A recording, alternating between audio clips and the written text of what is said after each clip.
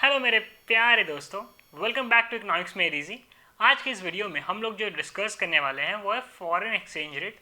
Actually कुछ videos से उसी का कंटिन्यूएशन चल रहा है क्योंकि ये चैप्टर थोड़ा बड़ा है। ठीक है, तो ये चैप्टर खास करके मैंने क्लास 12 के स्टूडेंट्स के लिए बनाया है जो अभी इकोनॉमिक्स या बोर्ड या कुछ भी दे रहे हैं। तो अगर आप जानते हैं अपने किसी कॉन्टैक्ट में ऐसे लोगों को, देन उनके साथ अगर आपको ये वीडियो अच्छा लगे देन आप शेयर कर सकते हैं, अगर नहीं लगे तो इट्स ओके। एनीवेज पहले देख लेते हैं कि इस वीडियो में क्या है, मैं क्या बताने वाला हूँ। ठीक है, देन उसके बाद कंटिन्यू करते हैं। तो सबसे पहला है फ्लेक्सिबल एक्सचेंज रेट जो हम लोग आज डिस्कस करेंगे। उसके बाद डर्टी फ्लोटिंग ये क्या होता है, and difference between fixed and flexible exchange rate system. ठीक है, अब ये वीडियो अगर काम का लग रहा है तो कंटिन्यू करो, और अगर नहीं लग रहा तो कोई बात नहीं, हमारे चैनल में और भी बहुत सारे वीडियोज़ है, केस स्टडीज़ हैं, फिर और मज़ेदार वीडियोज़ है, वो सब जाके देख सकते हो। ठीक है, ओके। सो फ्लेक्सिबल एक्सचेंज रेट का मीनिंग क्या होता है ये देखते हैं पहले। फ्लेक्सिबल एक्सचेंज रेट का मतलब होता है जब भी फ्लेक्सिबल, हमने पिछले वाले वीडियो में क्या पढ़ा था, फिक्स्ड एक्सचेंज रेट।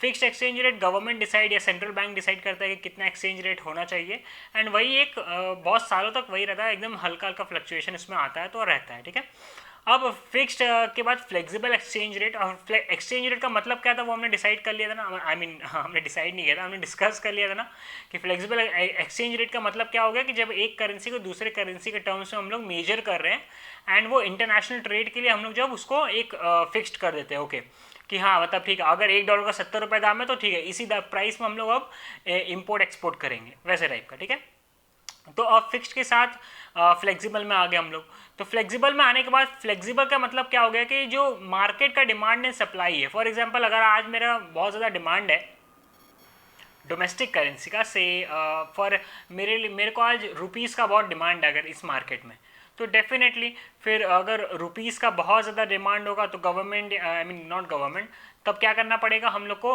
डॉलर्स के बदले में रुपीज़ को मार्केट में सप्लाई करना पड़ेगा, डॉलर्स हमको लेना पड़ेगा एंड रुपीज़ हमको सप्लाई करना पड़ेगा। तो इन ये सिस्टम पे ही हमारा ओवरऑल एक्सचेंज रेट चलता है। ठीक है, तो फ्लेक्सिबल एक्सचेंज रेट का मतलब समझ में आ गया कि जब डिमांड एंड सप्लाई मार्केट में जैसा होता है उस हिसाब से हमारा एक्सचेंज रेट जो है वो बहुत फ्लेक्सिबल करता है। बड़ा फ्लेक्सिबल एक्सचेंज रेट में ना एक बहुत मेजर डिफ़िकल्टी है, वो क्या है वो हम लोग डिस्कस करेंगे। सबसे पहले हम लोग डिफरेंस देख लेते हैं।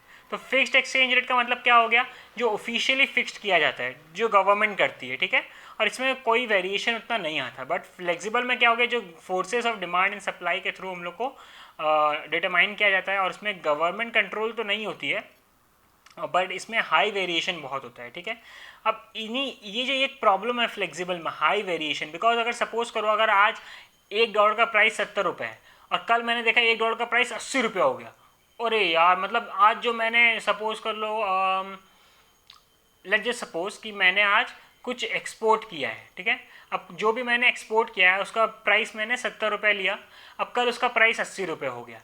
ठीक है, तो इसका मतलब क्या, अब मैं पछताऊंगा कि यार ये ऐसे कैसे हो गया, मतलब कल मैं बेचता तो ज़्यादा अच्छा फ़ायदेमंद रहता। इसी तरह कभी अगर कम हो गया तो फिर हम लोग बच भी सकते हैं या फिर लॉस में भी जा सकते हैं।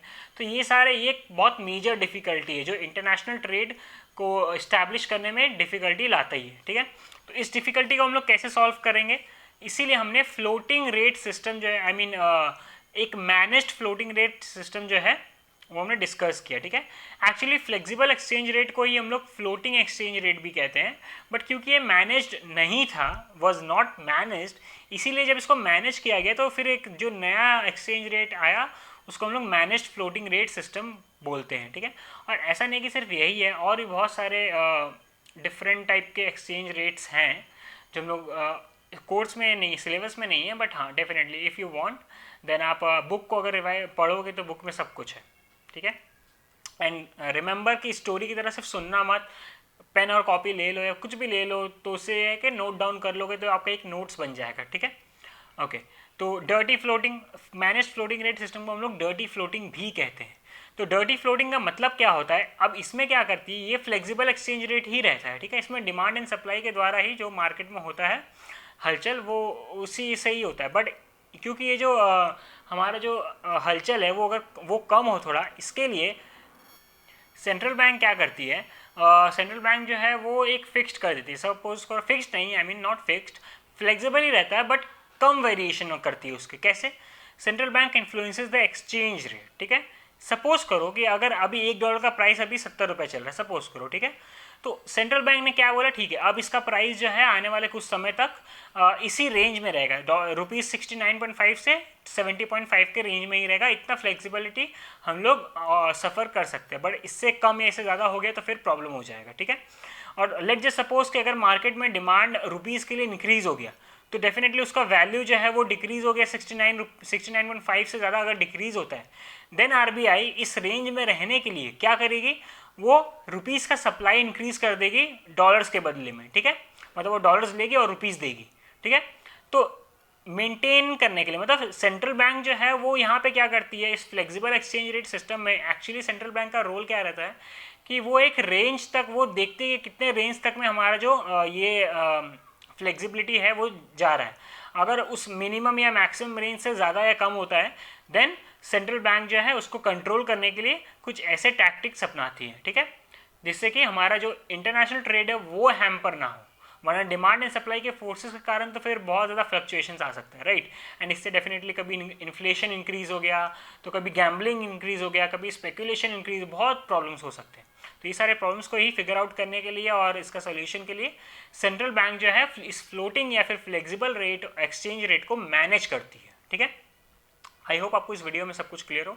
कुछ भी क्लियर नहीं होगा तो हमारे इकोनॉमिक्स मेड इजी के इंस्टाग्राम पेज यानी कि इकोनॉमिक्स ग्रैड के नाम से जो मौजूद है, डिस्क्रिप्शन में सबका लिंक है, एंड फेसबुक में भी उसका इकोनॉमिक्स मेड इजी के पेज है, या फिर कमेंट में भी आप जस्ट अपने कमेंट्स या फिर अपने जो भी रेस्पॉन्सेज है वो ड्रॉप करो, and will get back to you soon, as soon as possible. Thank you for watching this video.